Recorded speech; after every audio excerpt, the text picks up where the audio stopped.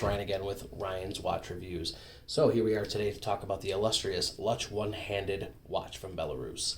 So this is what we have today, and this is what we're going to be talking about. So as you can see, it's got the one hand on there. We'll talk about the back. We'll talk about the one hand. We'll talk about the strap, and we'll talk about the shipping and presentation of my order. So first and foremost, this is obviously a Luch watch. They don't make just one-handed watches. They do make a variety of other watches, but this one in particular is their one-handed watch. Now, they do make several other one-handed watches. I believe there's a women's edition. There's the big hand version, which is a nicer version, and then they also have like their lower tier version, which doesn't have such a nice dial, doesn't have the nice colors that these ones have, because there's about 15 different variations of this actual model. So let's go over the specifications of this actually. So first, it's got a PVD coated stainless steel case. It's got an 1801.1H movement, and that's what you'll see right here on the back through that little window. I personally think that little window is super cool. Obviously it's an exhibition back, but it just gives you a little bit of a window into just a part of it, and I like that. There's not many companies that I see doing that. They'll either give you the whole thing or they'll give you a snap-on back or a screw-on back.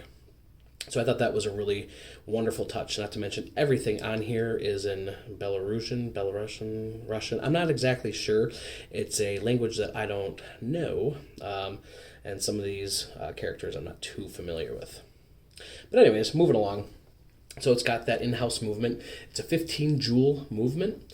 It's got one hand showing the 5 and 10 minute markers. I'm not sure how well this is going to focus, but if you can see there between the 12 and the 1, there is a 10, 20, 30, 40, 50, and every other marker between there is 5 and 10 minutes.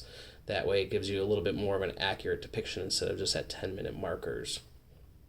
So with that being said, these are 20 millimeter lugs, so whatever 20 millimeter straps you have will fit. I have gotten my 20 millimeter NATO on here, and also Luch does provide other strap options, which I will say are also very cost effective. They're very cheap. I was very happy with that. I ended up buying a very high quality red NATO from them for $8, and it was probably better than some of the other NATOs that I've seen over the years. So I thought that was awesome. If you notice, I don't know if you can see that, it's a very slight dome, but it's a domed mineral glass, which they would have gone with sapphire. But again, this watch was a little under $100, I believe. So for a little under $100, halfway across the planet, I'm not going to complain about a domed crystal mineral glass. But again, so yeah, this watch was a little bit under $100. I think it came out to around $96. Otherwise, it was 239 BYN, which I'm assuming is the Belarus currency over there. It's got a 37.6 millimeter case, so it is rather small, but it's also 10.2 millimeters thick. So 10.2 does sound a little thicker, but it's really not that thick. So it's going from the top of the dome crystal all the way to the bottom, and the bottom has a chamfered edge. So it doesn't look as thick, but it definitely has a little more girth to it than you would assume. But it does feel more like an 8 to 9 millimeter width on the wrist, so it's very nice. I do like that.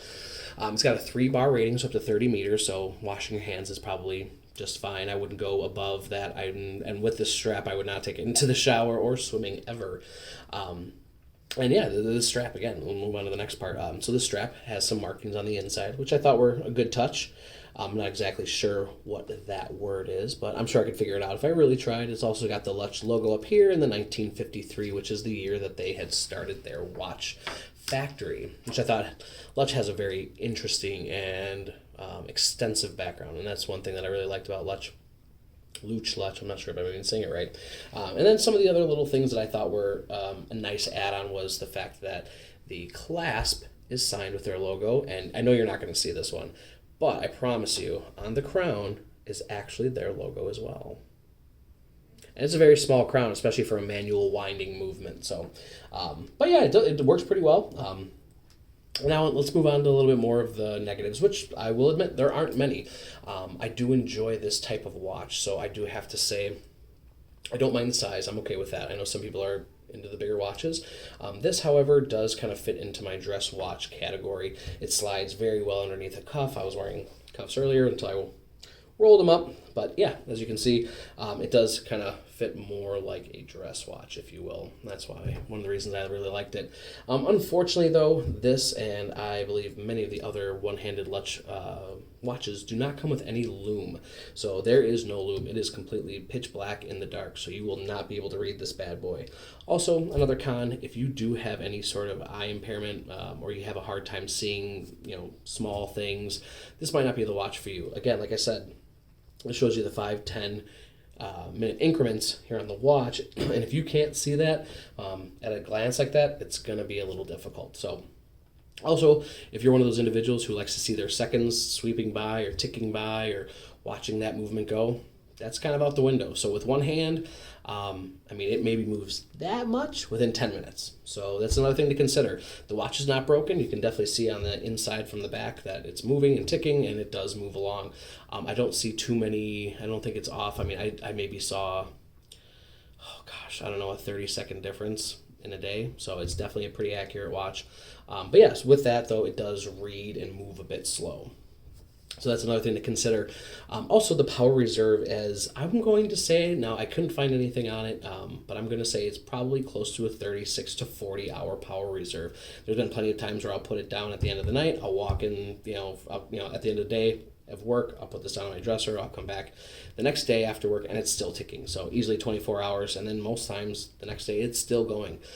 So I don't have an accurate depiction as to what the hour reserve is, but it gives you a good idea of pretty much what we're looking at. So that's pretty much where we're at on this one.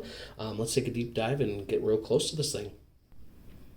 All right, and here we are up close. So there's one thing I can tell you first and foremost. There is no anti-reflective coating on the domed crystal. You can see everything. Yay. But as you can see, there is a texture to the dial. I don't know how well that's going to show up, but it looks kind of like, there you go. You can see a little bit better. It's not focusing as well as I would like, but you can see the texture on there. The indices are raised a little bit. They do look painted, not applied. But there's that 10, 20, 30, 40 that I was talking about, up between the 1 and the 2. And you can see they tried to make the hand match as much as possible to the actual indice color, which I think they did a fantastic job. It gives me kind of a copper feel. But I will say with this high polished stainless steel PVD coated case, it does get a little bit fingerprinty. And because I do use Aquaphor, because my hands are atrociously dry, I do have to wear Aquaphor rather frequently. And you can see some of that coloring coming through on the extra strap here, but you can easily remedy that by buying another strap.